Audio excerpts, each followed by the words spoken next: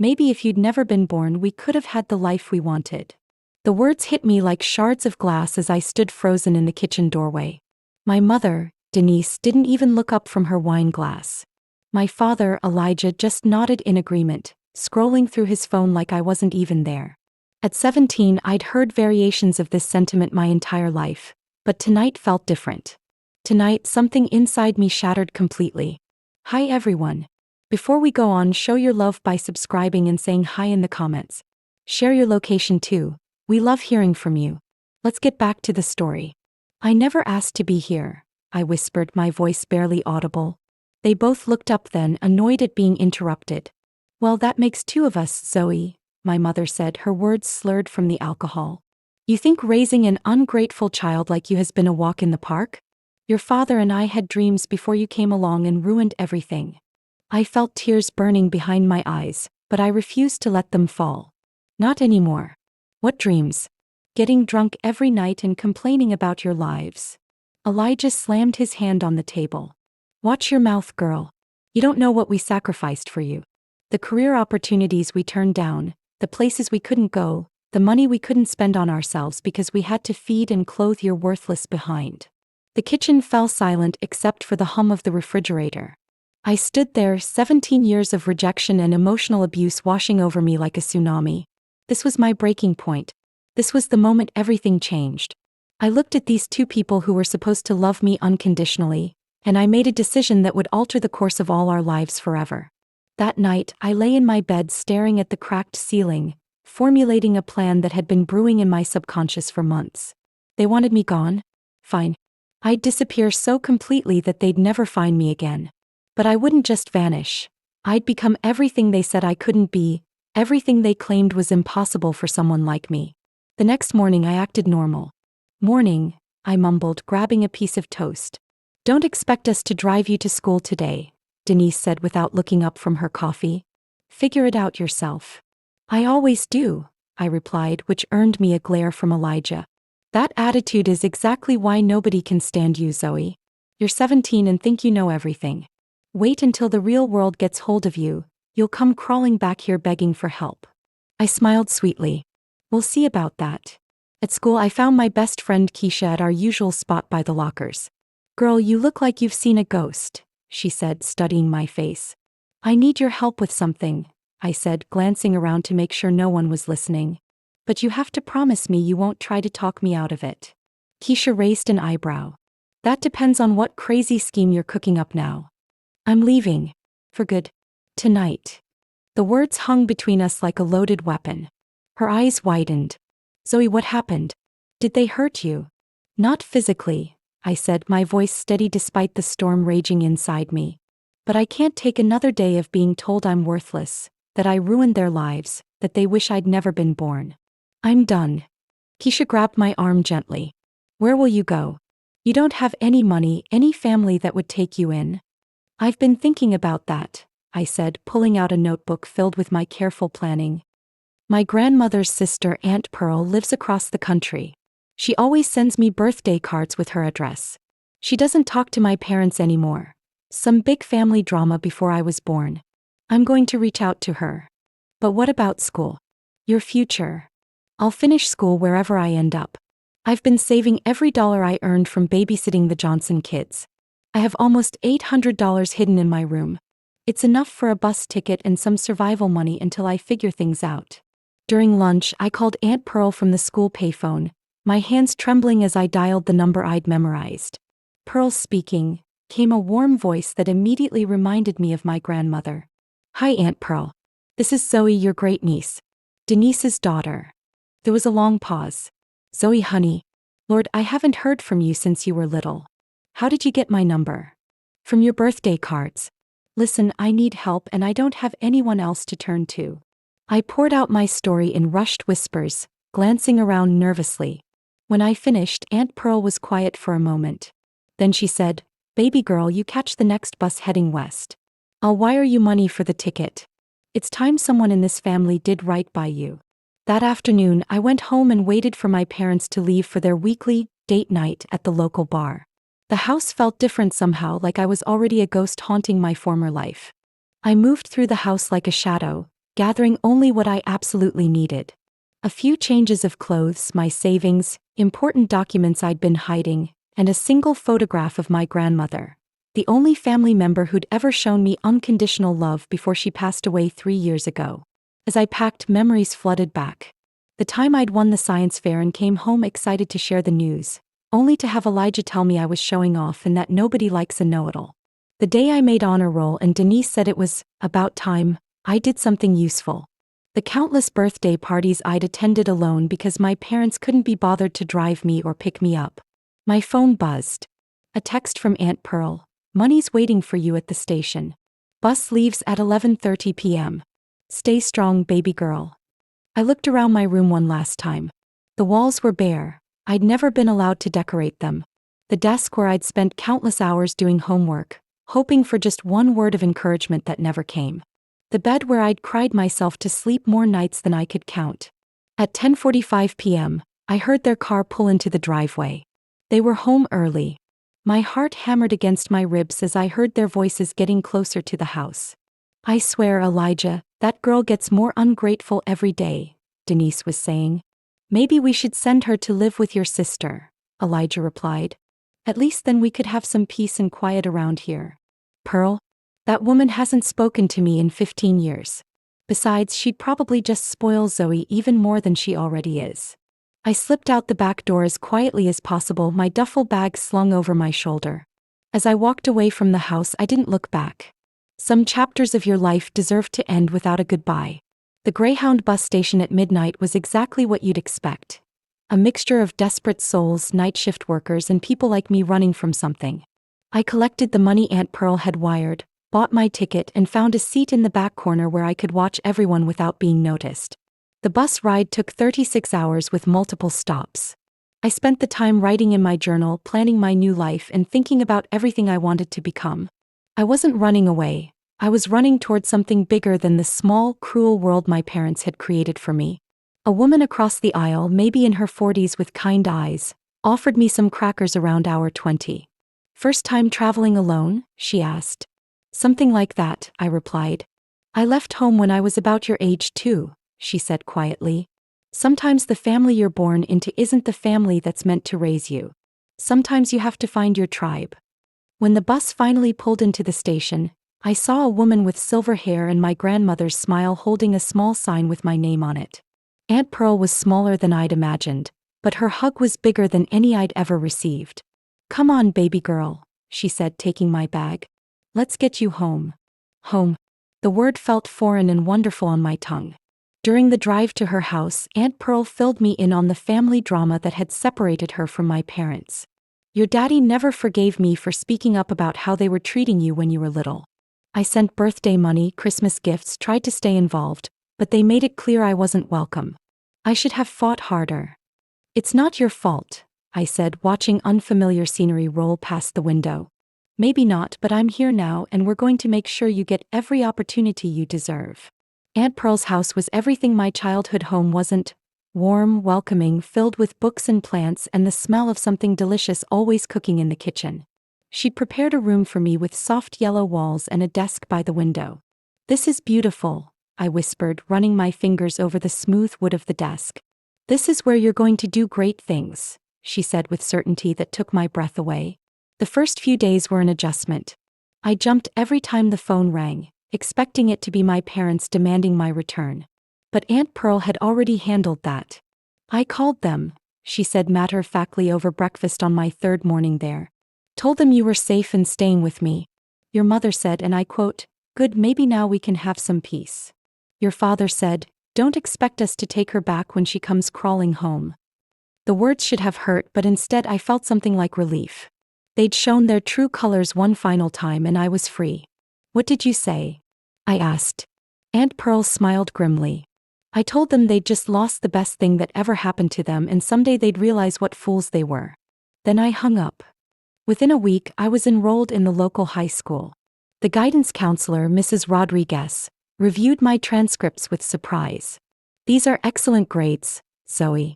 You could easily graduate early if you wanted to take some summer courses. For the first time in my life, someone was talking about my potential instead of my problems. I'd like that, I said.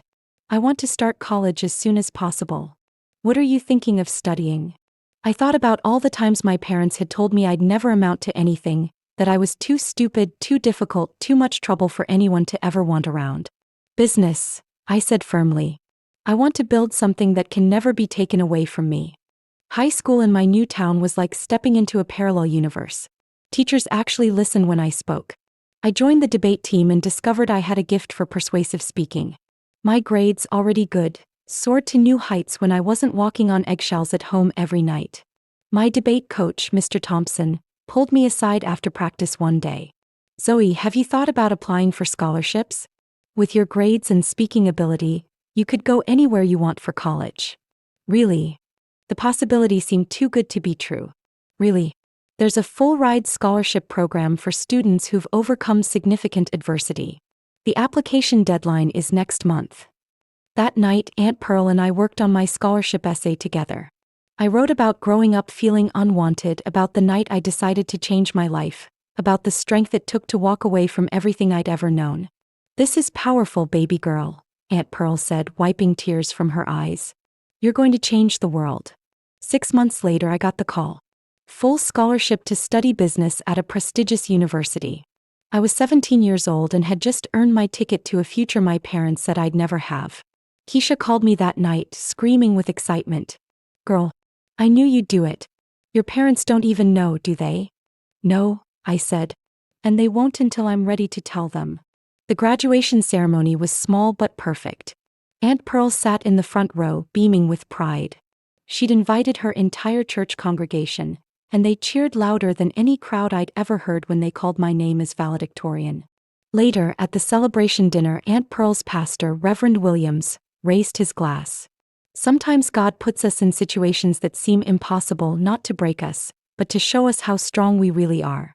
Zoe, you're proof that with faith, determination, and the right support, we can overcome anything. College was where I truly found myself. I threw myself into my studies with the intensity of someone who had something to prove, not to my parents but to myself. I joined the Business Honor Society, started a tutoring program for first-generation college students, and began developing the idea that would eventually make me wealthy. During my junior year, I created an app that connected college students with local part-time employment opportunities. It was simple, efficient, and filled a real need. Within 6 months, it was being used on 50 campuses across the country. My business professor, Dr. Martinez, became my mentor. Zoe, you have something special. This app could be just the beginning. Have you thought about expanding it after graduation? Every day, I said. But I need capital, connections, people who believe in the vision. Let me introduce you to some people. Those introductions changed everything. By my senior year, I had investors, a small team of developers, and a clear vision for building something bigger than I'd ever imagined. Keisha visited me during spring break of senior year. We sat in my dorm room looking at the business plan I'd been perfecting for months. Remember when we were 17 and you told me you were going to disappear and become everything they said you couldn't? She said. Look at you now. You're literally building an empire. I'm not done yet, I said. Not even close. The night before graduation, Aunt Pearl called me. Baby girl, I have some news. Your mother called today. My stomach dropped. What did she want? She heard about your success somehow. Word travels even when you try to keep it quiet. She wants to reconnect now that you're doing well for yourself. I was quiet for a long moment. What did you tell her? I told her that ship sailed a long time ago and she's the one who cut the ropes. 5 years after college graduation, my app had evolved into a comprehensive platform connecting students with opportunities. Jobs, internships, mentorships, scholarships. We'd expanded internationally and were valued at over $50 million. I was 26 years old and had just been featured on the cover of a major business magazine as one of the top 30 under 30 entrepreneurs to watch. The interview had been extensive and I'd been honest about my background. Growing up feeling unwanted, leaving home as a teenager, building my life from scratch. The story resonated with people around the world. My inbox was flooded with messages from young people who saw themselves in my journey. That's when Elijah called. I was in my corner office, overlooking the city skyline when my assistant buzzed in. Zoe, there's a Elijah Johnson on line 1. Says he's your father. My blood ran cold. After 9 years of silence, now he wanted to talk. I stared at the blinking light on my phone for a full minute before picking up. Hello. Zoe? Sweetheart, it's Dad. Sweetheart. He'd never called me that in my entire childhood. What do you want, Elijah? My voice was steady, professional. I saw the magazine article. I'm so proud of you, baby girl. I always knew you had it in you. The lie was so breathtaking in its audacity that I almost laughed. Did you? Because I distinctly remember you telling me I'd never amount to anything and that I'd come crawling back begging for help. There was silence on the other end. Then, we may have been hard on you, but it was only because we wanted to prepare you for the real world. Look how it worked out. You're successful because we taught you to be tough. The gaslighting was immediate and shameless. They were trying to take credit for my success after spending 17 years tearing me down. Is that what you tell yourselves? I asked. Listen, Zoe, Elijah continued, his tone becoming more familiar, the demanding, entitled voice I remembered. Your mother and I have been going through some hard times. The economy, you know. We could really use some help getting back on our feet. Just temporarily, of course. They didn't want a relationship. They wanted money. How much? I asked. Well, we figured, maybe 50,000? Just to help with the mortgage, get caught up on some bills. We raised you after all. It's only fair that you help us out now that you're doing so well.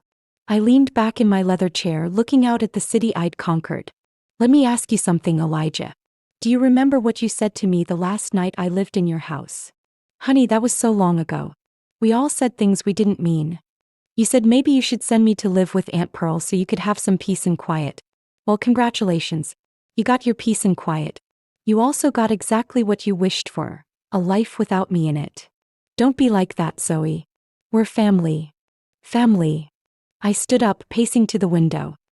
Family doesn't tell their child they wish they'd never been born.